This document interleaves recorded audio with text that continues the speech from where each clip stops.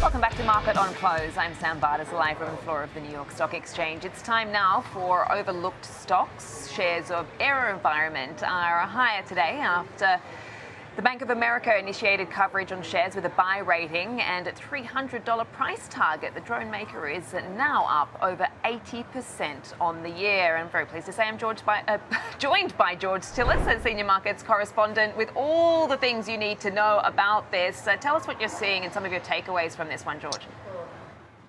Well, I think just in general, let's take a look at the business. Essentially, it's a designer and manufacturer of robotics systems and services. So there's a robotics element to the business, but there's also a Department of Defense element because these robotic products are essentially unarmed aircraft systems and unarmed ground tactical vehicles. Majority of their sales as a business, which is in Arlington, Virginia, is to the Department of Defense, about 70%, but they also sell communication services equipment for the private sector. So it's a very well diversified company alongside cybersecurity software. And the theme really this year has obviously been AI, robotics, and the defense companies have done extremely well considering the Defense Department's budget, which is relatively robust, but there's also an element of obtaining, cost efficiencies through higher yield technologies like unarmed aircrafts, which is used for offensive and, of course, defensive purposes. But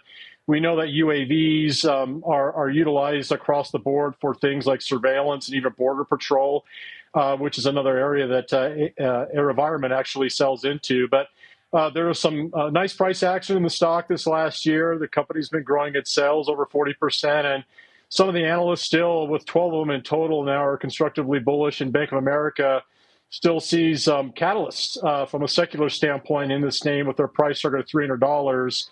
But they say that the development of autonomous technologies for defense purposes are still a secular trend that is moving forward.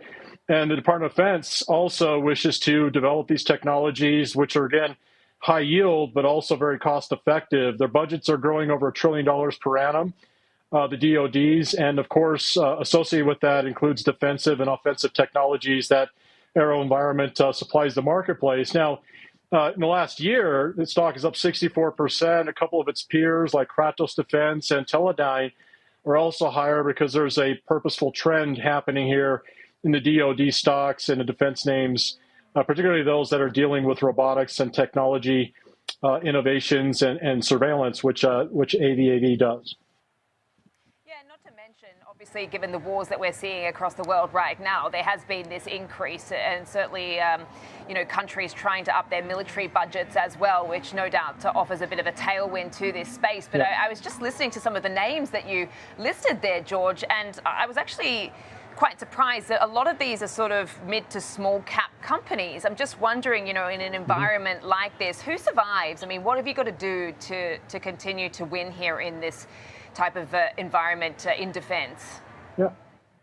Yeah, so it's a great point. I think if you look across the board, the defense companies that are outside of IT, companies like Booz Allen Hamilton is just an example. That stock is performing poorly.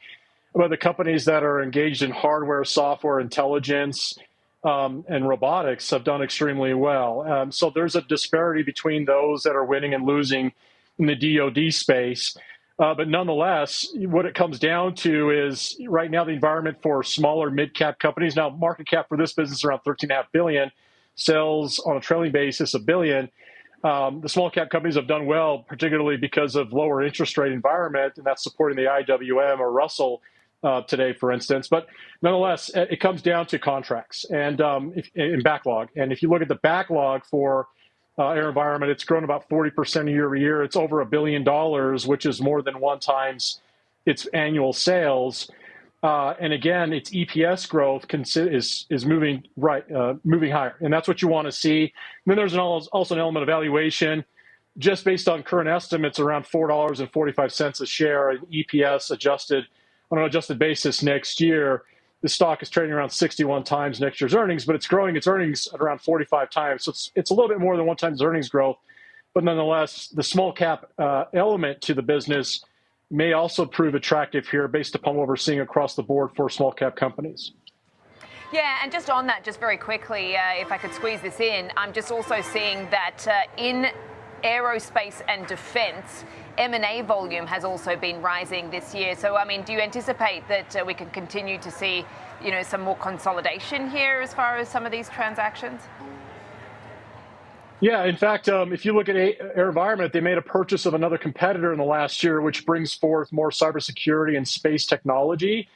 So I do think that's the case. I think you're going to see more consolidation, and that typically occurs for businesses that are first profitable, but also have a pretty clean balance sheet. Just to give you some context here, with AVAV, they have a balance sheet with around $700 million in cash, which is essentially less than 1 times its sales, but they are profitable. So that's also very important in this environment.